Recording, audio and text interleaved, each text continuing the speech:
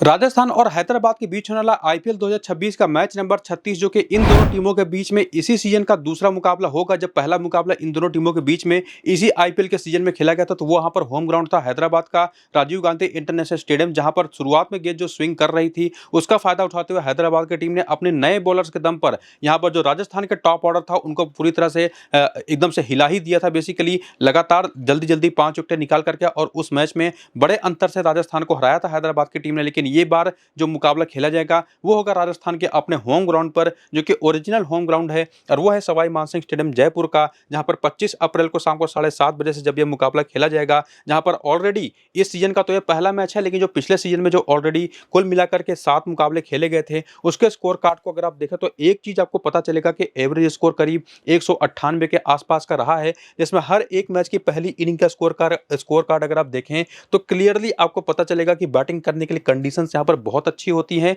और ना सिर्फ पहली इनिंग के अंदर बल्कि सेकंड इनिंग के अंदर भी अगर आप जाकर के देखें तो 173 का स्कोर 9 विकेट से चेज हुआ है। यहां पर 209 का स्कोर भी 8 विकेट के अंतर से चेज हो गया है। और बाकी वजह के भी स्कोर कार्ड्स अगर आप यहां पर देखेंगे, किसी एक मैच को अगर आप छोड़ दे, ये जो राजस्थान की टीम 117 के स्कोर पर ऑल आउट हो गई थी, तो एक बात तो क्लियर कट यहां पर आपको दिखाई पड़ेगा इन सभी मैचेस के स्कोर कार्ड को देखने के बाद कि बैटिंग के लिए कंडीशंस यहां पर बहुत ही शानदार होती है। लेकिन पिच के बारे में अगर आपको मैं स्पेसिफिकली बताऊं तो लाल मिट्टी की पिच होगी जिसमें क्ले का भी कंटेंट होता है और साथ ही साथ पिच के ऊपर ग्रास की लेयरिंग भी होती है। तो शुरुआत में खास करके जब फ्रेश पिच होगी तो यहां पर तेज गेंदबाजों के लिए हल्की फुल्की हेल्प जरूर होगी पावर प्ले के अंदर। और जनरली यहां पर स्पिनर्स के लिए कुछ खास होता नहीं, जो कि आपको देखने को मिलेगा इन 7 मैचेस में, जहां पर 3 बार पहले बैटिंग करने वाली टीम तो 4 बार बैटिंग सेकंड करने वाली टीमें जीती हैं। और स्पिनर्स को 24 और पेस को 33 विकेटें मिली हैं और उसमें से भी 22 विकेटें पहली इनिंग के अंदर। हालांकि स्पिनर्स थोड़ा सा हैविली आते हैं, थोड़ा सा डिफरेंस इनके परफॉर्मेंस में आता है सेकंड इनिंग के अंदर, लेकिन बैटिंग का ओवरऑल डोमिनेशन वो आपको यहां पर देखने को मिलेगा। तो कंक्लूजन इन सभी मैचेस के स्कोर कार्ड को देखने के बाद और जो भी मैंने इस पिच को देखा है और समझा है उसके बेसिस पर यही बनता है कि इस लाल मिट्टी की पिच पर जहां पर ग्रास की लेयरिंग भी आपको देखने को मिल सकती है, बैटिंग कंडीशंस तो बहुत ही शानदार होंगी। लेकिन शुरुआत में पावर प्ले की जो बॉलिंग होगी वहां पर तेज गेंदबाजों के लिए थोड़ी बहुत हेल्प होगी और जब गेंद थोड़ी सी पुरानी हो जाएगी तो स्पिनर्स को ग्रिप यहां पर मिल सकती है। लेकिन ओवरऑल बैटिंग के लिए कंडीशंस यहां पर बनी होंगी। तो जो भी आज की इस पिच के बारे में इंफॉर्मेशन फाइनल होगा टॉस के बाद वो आपको मैं टेलीग्राम और व्हाट्सएप पर बता दूंगा। साथ ही साथ उसकी बेसिस पर मेरी अपनी जो फाइनल टीम बनेगी वो भी टेलीग्राम और व्हाट्सएप चैनल पर ही दूंगा। तो इन सारे अपडेट्स के लिए जाइए इसी वीडियो के डिस्क्रिप्शन में और कमेंट बॉक्स में जो पिन किया हुआ कमेंट है वहां पर लिंक आपको मिल जाएगा टेलीग्राम और व्हाट्सएप चैनल का, क्लिक करके उसको ज्वाइन कर लीजिए। और फिलहाल आइए आगे बढ़ते हैं, बात करते हैं सबसे पहले प्लेइंग 11 और बैटिंग ऑर्डर की, जो कि होम टीम है राजस्थान, जिनका निश्चित तौर पर वही चिर परिचित आपको बैटिंग ऑर्डर और प्लेइंग 11 दिखाई पड़ेगा। जिसमें बॉलिंग में यहाँ पर हालांकि पिछले मैच में शुभम दुबे को लेकर के आई थी ये टीम इंपैक्ट प्लेयर के तौर पर, जिसका इनको फायदा भी थोड़ा बहुत हुआ था। बाकी डोनोवन फरेरा तो है इनके पास एक ऑलराउंडर। मेन बॉलर जो है Jofra Archer, Ravi Bishnoi, Nandre Burger और ब्रजेश शर्मा, इन चारों ने पिछले मैच में कमाल की बॉलिंग करी थी रविंद्र जडेजा के साथ मिलकर के। और बाकी इनके पास जो बेंच है उसमें तुषार देशपांडे का एक बहुत इंपॉर्टेंट ऑप्शन मौजूद है, जिनके बारे में आगे आपको मैं क्लियर करूंगा कि ये बात मैं क्यों कर रहा था। बाकी भी जो ऑप्शन है उसमें से कोई खेलता हुआ फिलहाल तो मुझे दिखाई नहीं पड़ रहा। हालांकि सेकंड लास्ट मैच में पिछले मैच में तो इनकी बैटिंग कोलैप्स कर गई थी, उसकी वजह से ये यशराज पुंजा को लेकर के नहीं आ पाए थे। लेकिन काफी सारी बातें डिपेंड उस पर ही करेंगी कि पिच कैसी है।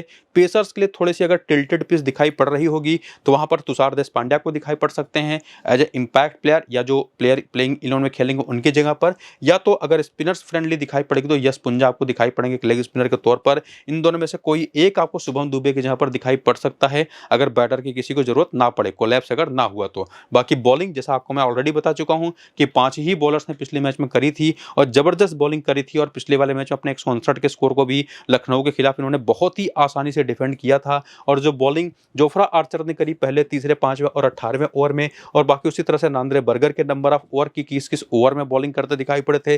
और बाकी बॉलर्स का भी देखेंगे तो एक चीज तो आपको पता चलेगा, हालांकि अगर तुषार देशपांडे खेल गए तो उसमें कंडीशंस थोड़ी सी बदल जाएंगी। जो भी तेज गेंदबाज होंगे आपको पावर प्ले और डेथ में बॉलिंग करते दिखाई पड़ेंगे। और जहां पर पिचेस ऐसी मिलती हैं रेड क्ले सॉइल वाली, वहां पर स्पिनर्स आपको जनरली मिडिल ओवर्स में ही बॉलिंग करते दिखाई पड़ेंगे। वो चीज आज भी होती है, आपको दिखाई पड़ सकती है। बाकी करियर के आंकड़े अगर आप देखना चाहें राजस्थान के प्लेयर्स के, वो भी आप यहां पर देख सकते हैं। बाकी आगे बढ़ते हुए रिसेंट फॉर्म भी आपके सामने है, जिसमें आपको ये भी मैं बता दूं कि राजस्थान की टीम ने इस पूरे सीजन के दौरान 7 मुकाबले खेले हैं, 5 मुकाबले उसमें से जीते हैं, 2 मुकाबले ये टीम हारी है। एक पिछला मुकाबला भी ये जीत करके आई है यहाँ पर, जो कि एलएसजी के खिलाफ था, यानी कि लखनऊ के खिलाफ। और उन सभी मैचेस में जो परफॉर्मेंसेज इनकी रही है है उसको अगर आप देखें तो यहाँ पर जायसवाल अगर आप 2-3 मुकाबलों को छोड़ दें, 22 रन की पारी है, 1 रन की पारी और एक 13 रन की पारी, हालांकि उसमें भी ये 22 रन की पारी तो फिर भी काफी अच्छी थी। बाकी सभी मैचेस में काफी शानदार फॉर्म में दिखाई पड़े हैं। और उसके अलावा जो बाकी भी प्लेयर्स अगर आप उनकी बात करें, वैभव सूर्यवंशी खास करके, तो 2 मुकाबले में उतना बेहतर कर नहीं पाए थे। बाकी सभी मैचेस में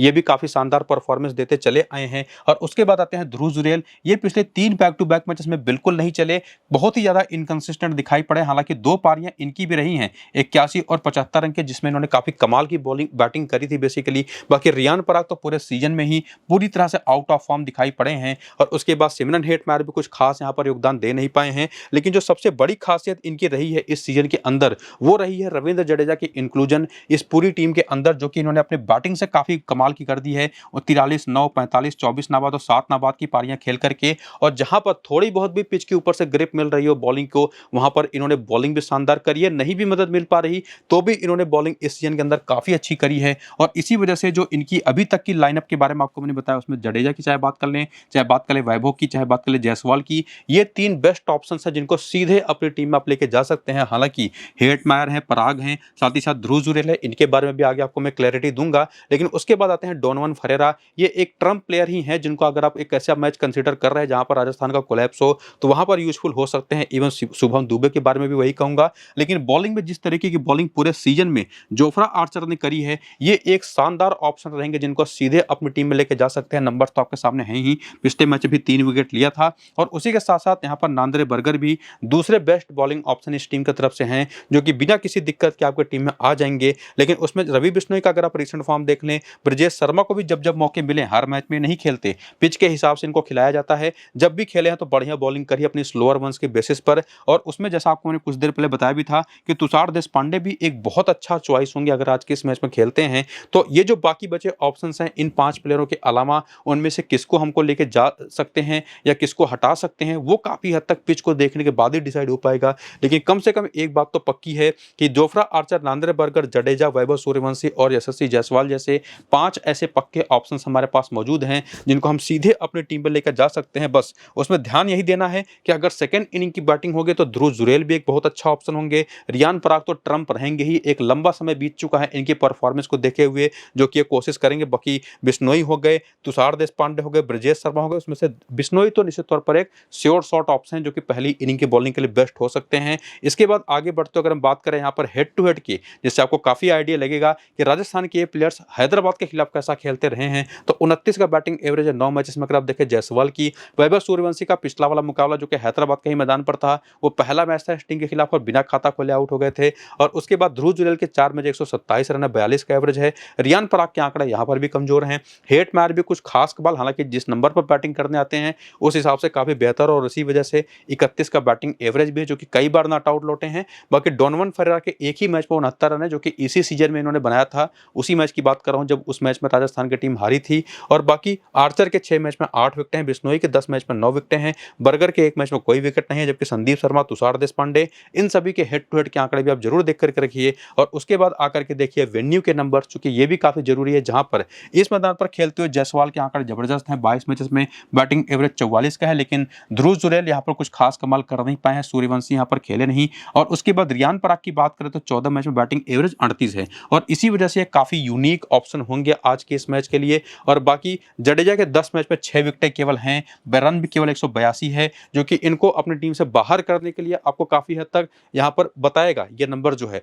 लेकिन जैसी परफॉर्मेंस इस सीजन में रही है, मेरे हिसाब से बहुत इंपॉर्टेंट ऑप्शन हो सकते हैं। बाकी जोफ्रा आर्चर के 15 मैच में 14 विकेट हैं, बिश्नोई तो यहाँ पर चले ही नहीं है, 3 मैच में केवल 1 विकेट है। बाकी नांद्रे बर्गर के 3 मैच में 4 विकेट हैं। यहाँ पर तुषार देशपांडे के आंकड़े आपको जबरदस्त दिखाई पड़ेंगे, तो अगर तुषार देशपांडे खेलेंगे तो सीधे टीम में आते हैं। बाकी हैदराबाद जो कि इस सीजन में स्पिन को उतना अच्छा नहीं खेल पा रही, तो उसको देखते हुए रवि बिश्नोई भले ही बहुत अच्छा नहीं कर पाए हैदराबाद के खिलाफ, काफी इंपॉर्टेंट होंगे अगर पिच के ऊपर ज्यादा घास नहीं होती है तो। ये आपको मैंने क्लियर कर दिया। बाकी जोफ्रा आर्चर और नांद्रे बर्गर को आपको कतई मिस करना है नहीं, जिसमें जडेजा को अगर आप आंकड़ों के हिसाब से अपनी टीम से ड्रॉप करना चाहते हो तो करिए, तब उस कंडीशन में आप एक्स्ट्रा बैटर ऐड कर सकते हैं, रियान पराग को रिस्क लेकर के या ध्रुव जुरैल को। बाकी सूर्यवंशी और साथ ही साथ जायसवाल वो तो हमारी टीम में रहेंगे ही। तो श्योरिटी जो आपको देनी थी वो तो आपको मैंने दे ही दी। बाकी कंडीशनली की पिच के ऊपर घास है या नहीं, उसके हिसाब से आप किसको पिक कर सकते हैं ये भी आपको मैंने काफी हद तक क्लियर कर दिया। अब आगे बढ़ेंगे और बात करेंगे प्लेयर बैटल की, जिसमें हमको ये पता चलेगा कि ये जो पूरी टीम है जो राजस्थान के लिए खेलती है, इनके बैटर्स की क्या दिक्कत रही है सामने वाली टीम के। एक तो सबसे पहले आपको मैं क्लियर कर दूं कि इस टीम के बैटर्स को एक दिक्कत तो सभी बैटर्स को होती है एक्चुअली, हर एक टीम की, कि अगर पिच के ऊपर से शुरुआत में स्विंग हुई तो इनको दिक्कत करेगी। वैभव सूर्यवंशी को थोड़ी सी उठती हुई बाउंसी गेंदों पर दिक्कतें हुई हैं। अंडर 19 में भी हमने ये चीज देखा है, पिछले मुकाबले में भी देखा जो हैदराबाद के खिलाफ हुआ था, जिसमें प्रफुल्ल हिंजे की एक उठती हुई स्विंग होती गेंद पर, पहले ही गेंद पर आउट हो गए थे। बाकी लेफ्ट आर्म ऑर्थोडॉक्स पर दोनों को दिक्कतें रही हैं। ऑफ स्पिन पर तो दिक्कत होगी ही, चूंकि इनका बैटल बनता भी एक लेफ्ट हैंडर बैटर के तौर पर। हालांकि सामने की टीम में कोई प्रॉपर ऑफ स्पिनर है नहीं। बाकी साकिब हुसैन ने भी पिछले मैच कमाल की बॉलिंग करी थी यशस्वी जायसवाल के खिलाफ, चौथी गेंद पर इनको बिना कोई रन दिए आउट किया था। बाकी हर्षल पटेल वो तो फिलहाल अब खेल नहीं रहे, तो उनका नाम लेने की कुछ खास जरूरत है नहीं। बाकी ध्रुव जुरेल भी प्रफुल्ल हिंगे पर ही पिछले वाले मैच में आउट हुए थे। बाकी बाएं हाथ की तेज गेंदबाजी वो इस टीम के खिलाफ काम आती है, जो कि सामने की टीम में कौन खेलेगा उस बॉलर के तौर पर वो देखना जरूरी होगा। बाकी ऑफ स्पिन और लेग स्पिन और even left arm Orthodox bowling, एक चीज आप क्लियरली कह सकते हैं कि इनका टॉप ऑर्डर को स्पिन बॉलिंग परेशान करती है। इवन जो लोअर ऑर्डर है उसकी बात करें तो वो स्पिन तो फिर भी बेहतर खेल जाते हैं, लेकिन वही बात कि जो स्लोअर वंस होंगी वो इनको दिक्कतें पेश करेंगी। तो उस तरीके की ये टीम है। और आगे बढ़ते हुए अगर आप यहाँ पर लुहान डिपोटोरियस के भी नंबर देखें, जो कि प्रफुल्ल हिंजे पर पिछले वाले मैच में आउट हुए थे, वो भी आपको दिखाई पड़ जाएंगे। और उसी तरह से सामने वाली टीम की अगर बॉलिंग देखेंगे तो साकिब हुसैन तो हैं ही, बाएं हाथ के तेज गेंदबाज के तौर पर दिलशान मधुशंका हैं जरूर, लेकिन स्विंग के मामले में वो उतना जाने जाते नहीं हैं। वो अपनी पेस वेरिएशन की वजह से विकेट निकालते हैं। बाकी ईशान मलिंगा, साकिब हुसैन और शिवांग कुमार जो कि लेफ्ट आर्म चाइनामैन बॉलर हैं, हर्ष दुबे जो कि लेफ्ट आर्म ऑर्थोडॉक्स बॉलर हैं, ये सब आपको खेलते दिखाई पड़ेंगे। Salil Arora wicket keeper batting करेंगे। बाकी ट्रेविस हेड है, अभिषेक शर्मा, ईशान किशन और बाकी की जो बैटिंग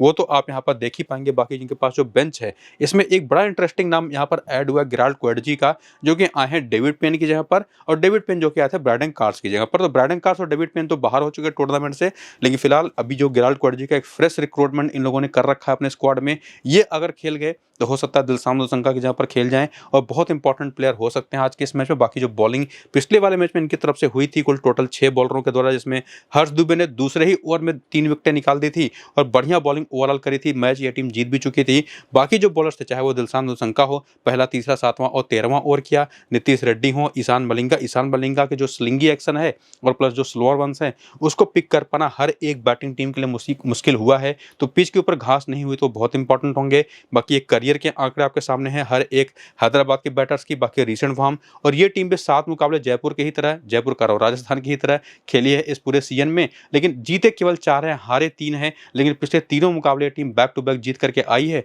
और आपको मैं बता ही चुका हूं कि हैदराबाद की टीम ने राजस्थान को ऑलरेडी हरा करके रखा है इस सीजन में। बाकी परफॉर्मेंसेस आपके सामने है वो आप यहाँ पर देख सकते हैं, जिसमें ट्रेविस हेड एक भी अभी तक हाफ सेंचुरी नहीं लगा पाए हैं इस सीजन में।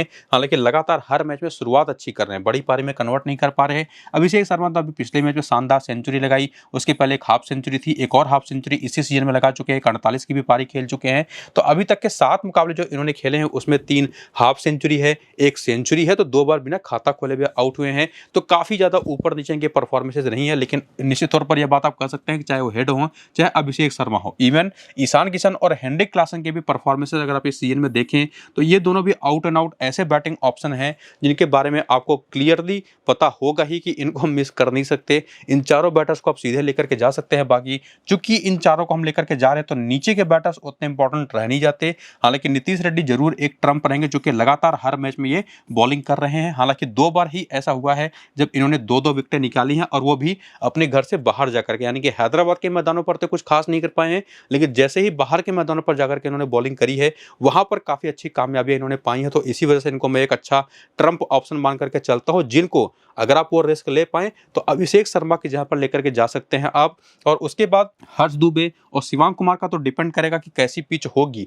और कितनी इनको बॉलिंग मिलने वाली है, और उसमें भी कौन यहाँ पर इंपैक्ट प्लेयर के तौर पर खेलेगा, उस पर चीजें डिपेंड करेंगी। पिच के हिसाब से हम डिसाइड कर पाएंगे इनको लेना है या नहीं लेना है। परफॉर्मेंसेज आपके सामने हैं। साकिब हुसैन ने बढ़िया बॉलिंग करी है, अच्छा इनके पास पेस है, अच्छी स्लोअर वंस करते हैं, अभी तक 3 मैच में 6 विकेट ले चुके हैं, और ये 4 विकेट तो आपको याद ही होगा इसी राजस्थान के ही खिलाफ इन्होंने लिया था, और प्रफुल्ल हिंजे ने उस मैच में 4 विकेट लिया था। हालांकि पिछला मुकाबला इनको खिलाया खिलाया नहीं गया। ईशान मलिंगा एक श्योर शॉट ऑप्शन है जो कि कमाल की बॉलिंग कर रहे हैं, खास करके लास्ट के 3 मुकाबलों में 9 विकेटें निकाल करके पिछले मैच में 4 विकेट लिया था। दिलशान मधुशंका ने भी पिछले मैच में 1 विकेट लिया था। तो बॉलिंग में तो अभी भी कंफ्यूजन बना रहेगा, जिसमें एक चीज़ तो पक्के तौर पर आप कह सकते हैं कि साकिब हुसैन और ईशान मलिंगा को आप सीधे टीम में लेके जा सकते हैं, लेकिन जो बाकी ऑप्शंस हैं उनको काफ़ी सारी चीज़ें हमको देखने के बाद डिसीजन लेना पड़ेगा कि उनको लेना है या नहीं लेना है। लेकिन एक श्योर शॉट जो सिंपल ऑप्शंस आपके पास हैं कि अगर आप इन चारों में से कोई एक बैटर ड्रॉप करने की हिम्मत निकाल पाएँ, खास करके अभिषेक शर्मा तो उनके जहाँ पर आप ट्राई कर सकते हैं नीतीश रेड्डी को, और बाकी ये जो 2 बॉलर हैं उन बाकी 4 बैटरों के साथ या 3 बैटरों के साथ उनको आप पिक कर सकते हैं। उसमें नीतीश रेड्डी भी एक ऑप्शन है। बाकी हेड टू हेड के आंकड़े आप यहाँ पर देख सकते हैं, जिसमें बैटिंग में खास करके अभिषेक शर्मा कभी कुछ खास कमाल कर नहीं पाए हैं राजस्थान के खिलाफ, और इसी वजह से आपको मैं लगातार कह भी रहा था, और बैक टू बैक 2 बहुत अच्छी पारियां खेल करके आ भी रहे हैं। तो एक फेलियर तो इनके ड्यू है जो कि इस मैच में हो सकती है, और बाकी तीनों बैटर्स ने तो कमाल की परफॉर्मेंसेस की ही है राजस्थान के खिलाफ। और बाकी बॉलिंग में देखेंगे तो पिछले मैच में साकिब हुसैन ने और वहां पर जो हिंगे इनके एक और बॉलर थे, इन्हीं के साथ जो बॉलिंग कर रहे थे उन्होंने 4-4 विकेटें निकाली थी। बाकी जो साकिब हुसैन है उनके तो नंबर आप देख ही पाएंगे। ईशान मलिंगा ने भी उस मैच में 2 विकेट लिया था, ये एक इंपॉर्टेंट ऑप्शन होंगे। बाकी हर्षल पटेल वगैरह के आंकड़े जरूर आपके सामने हैं, लेकिन वो रोल इनका है नहीं बचा हुआ कि आप इनको लेकर के जाएं, चूंकि मुझे नहीं लगता कि ये फिलहाल खेलेंगे। और उसके बाद आगे बढ़ते हुए हेड टू हेड के आंकड़ों को देख लेने के बाद वेन्यू की तरफ अगर आप आएं तो जयपुर के इस मैदान पर 42 का बैटिंग एवरेज है अभिषेक शर्मा का, और इसी वजह से ये रिस्क काफी बड़ा हो जाता है इनको ड्रॉप करने का। लेकिन ट्रेविस हेड यहाँ पर खेले नहीं है, वहीं पर ईशान किशन और क्लासन के आंकड़े अगर आप देखा तो क्लासन इस मैदान पर इंटरेस्टिंगली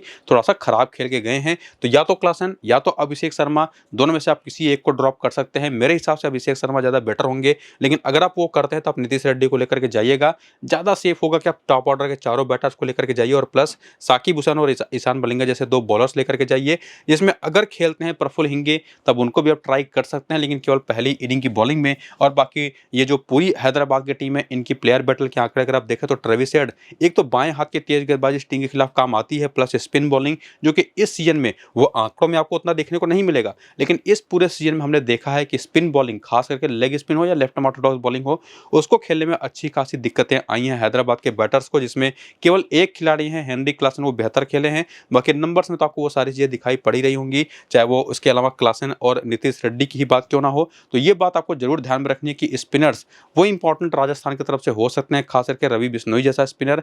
तो वो ये भी डिपेंड करेगा कि कैसी पिच होगी, उसके हिसाब से हम उनको टीम में डिसीजन लेना है या नहीं, वो हम डिसीजन ले लेंगे। लेकिन एक बात पक्की है कि पिच का बहुत ही इंपॉर्टेंट रोल होने वाला है, तो उसका जो अपडेट मैं दूंगा कि कैसी पिच है वो आपको टेलीग्राम और व्हाट्सएप पर ही दूंगा, तो जाकर के ज्वाइन दोनों को कर लीजिए। नीचे डिस्क्रिप्शन और पिन कमेंट में लिंक है। बाकी वीडियो शुरू से अंत तक पूरा जरूर देखिएगा, वहाँ पर भी क्लैरिटी आपको काफ़ी मिल जाएगी। ये वीडियो फिलहाल यहीं पर होता है खत्म, चलते हैं, नमस्कार।